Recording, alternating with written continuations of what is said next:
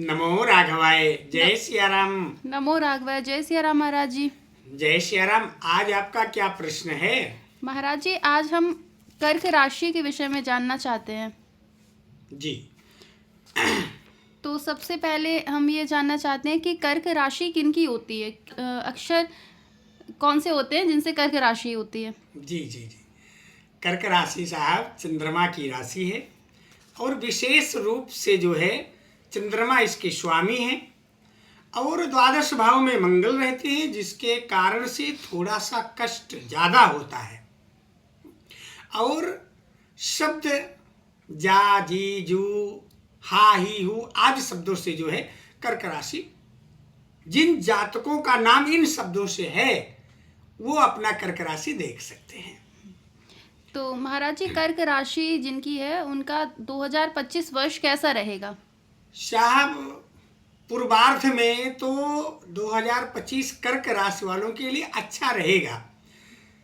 बीच में शनिदेव कुंभ राशि से जब बकरी हो रहे हैं तो कर्क राशि में निवास करने के लिए आ रहे हैं, और जब कर्क राशि में शनिदेव जो है द्वादश भाव से शुक्र जो है चल रहे हैं, और फिर शनिदेव फिर मंगल, इन तीन राशियों का परिवर्तन चक्र जब चल रहा है तो इस कारण से कर्क राशि वालों के लिए बहुत कष्ट है। शुरुआत में कष्ट है, मध्य में जाएंगे तब थोड़ा सा राहत मिलेगी जो है। जी महाराज जी, जैसा आपने बताया कि इनका स्वामी चंद्र होता है, तो स्वामी चंद्र होने से इन जो कष्ट होगा जिन ग्रहों से, उन पे कोई प्रभाव पड़ेगा, कुछ फायदा मिलेगा जी उनका? जी, विशेष रूप से चंद्रमा इनके स्वामी हैं। ये देखिए बहुत बुद्धिता में बहुत तीव्र होते हैं कर्क राशि वाले।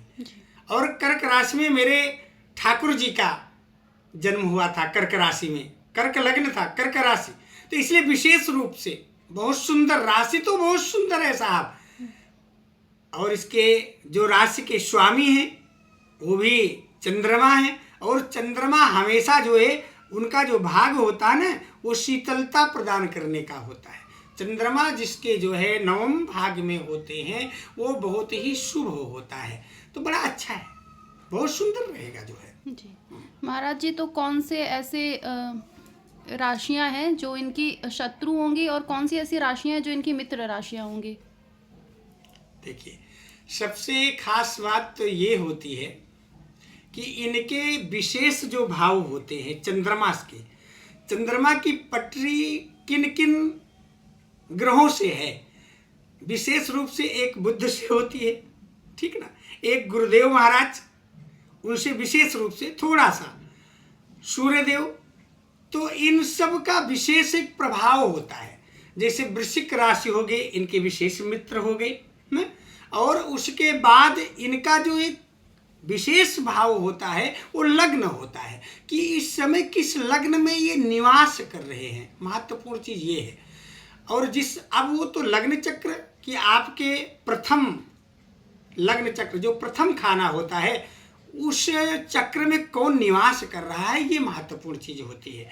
जैसे प्रथम भाव हो गया, प्रथम भाव में यदि आपके जैसे कभी कभी किसी के भाव में केतु निवास करते हैं तो धर्म से जुड़ा हुआ होता है। और फिर चंद्रमा उसके जो है चाहे पंचम भाग में हो, द्वितीय भाग में हो या तृतीय भाग में हो, जिस भी भाग में है, लेकिन केतु यदि लग्न चक्र में है तो वो धर्म के भाव से चलेगा और उससे सदैव सुख और सुविधा आदि सब चकाचक रहेंगे जो है। तो क्या इन ग्रहों का असर उनके स्वास्थ्य पे भी पड़ेगा? जी, 2025 में कर्क राशि वालों के लिए विशेष रूप से उनके छाती में कहीं दर्द होगा, उनका मानसिक तनाव ज़्यादा रहेगा। ये समझिए कि 30% उनका भाग्य ठीक रहेगा, 70% गड़बड़ रहेगा। मतलब ज़्यादा परेशानी पूर्वांत में। जैसे राशि का शुरुआत जो है हमारे चैत्र मास शुक्ल पक्ष प्रतिपदा से हमारा नया वर्ष चलता है, उसके बाद मतलब 2 महीने बाद मई के बाद 21 तारीख से फिर उसके बाद धीरे धीरे जो है इस राशि में सुधार आएगा, और फिर ये अपने मनयो मनुष्याणाम बंधनम मोक्ष कारणम, फिर ये अपने मन के अनुरूप चलेंगे जो है, और फिर इनका धन धान्य विवाह पुत्र आदि सारे योग अच्छे बनेंगे जो है। जी महाराज जी, जो लोग नया बिजनेस शुरू करना चाहते हैं या नौकरी ढूंढ रहे हैं तो उनको क्या अभी नहीं करना चाहिए या फिर क्या क्या करना जी चाहिए? अभी 21 मई के बाद वो स्वयं अपने पैर पे ठाड़ होंगे, स्वयं उनकी व्यवस्था सब चकाचक चलेगी, बहुत अच्छा समय फिर आवेगा। कुल मिलाकर के मिला जुला असर रहेगा जो है, बहुत अच्छा रहेगा जो है। हाँ, भरपूर्ण रूप से जो है। विवाह के बारे में आप क्या कहना चाहते हैं? उसके विवाह योग के कैसे बारे हैं? में तो साहब ये है कि इनके गुरु का प्रादुर्भाव होगा और विवाह का योग जो है जून जुलाई से वही प्रारंभ होगा, तैयारी होगी बनने की। जैसे कि एक प्रकार से होता है कि तय हो जाए अगले सत्र में होगा, तो इस प्रकार से तय होना निश्चित होगा जून जुलाई तक। जी तो जैसा कि आपके मंत्रों में और आपकी पूजा में हर चीज का समाधान है, तो इन कर्क राशि वालों के लिए भी आपके पास कोई समाधान होगा? कर्क राशि में भगवान शिव की पूजा करनी चाहिए हैं। तो इनके पूजा करने से ओम नमः शिवाय, बस इतने ज्यादा कुछ नहीं करना है। 1 लोटा जल लीजिए, उसमें अक्षत डालिए, पुष्प नहीं है तो भी चलेगा, यदि बेलपत्र नहीं है तो भी चलेगा, केवल 1 लोटा जल लेकर के ओम नमः शिवाय, इस प्रकार से व्यवस्था चकाचक होगी इनकी। तो फिर जैसे आपने बताया कि बिजनेस अभी 21 मई के बाद ही अच्छे योग बनेंगे बिजनेस या नौकरी के लिए, तो अभी कोई घर खरीदना चाहता है या कोई गाड़ी लेना चाहता है तो क्या उसे भी मई तक रुक जाना चाहिए? जी मई तक रुकना पड़ेगा। मई के बाद ही ना, ये समझिए अक्टूबर नवंबर माह में जो है घर का, गाड़ी का, वाहन का, ये सब सुख इनको मिलेगा जो है। जी भरपूर्ण रूप से। तो महाराज जी, कर्क राशि वालों का स्वभाव के बारे में और हमें बता दीजिए। कर्क राशि वालों का स्वभाव, अब आप देखिए जिसके स्वामी चंद्रमा हो वो वैसे ही बड़ा शीतल होता है, उनसे कभी उलझना नहीं चाहिए। कर्क राशि वालों से कभी उलझना नहीं चाहिए।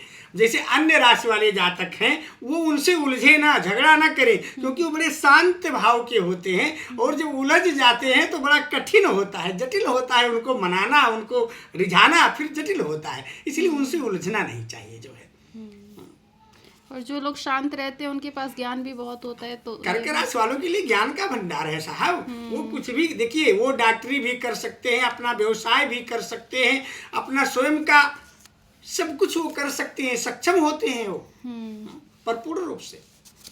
तो मुझे लगता है कि कर्क राशि के बारे में आज के लिए हो गया, इतना काफ़ी हो गया। बाकी जी माहवारी जब हम बताएंगे एक महीने का, तो उसमें विशेष रूप से फिर एक दिन का जो है गणना करके फिर हम बताएंगे जो है। ठीक है, फिर जय सिया राम महाराज जी। जय सिया राम। नमो राघवाय, नमो राघवाय। सबका कल्याण हो। धन्यवाद महाराज जी। जय हो।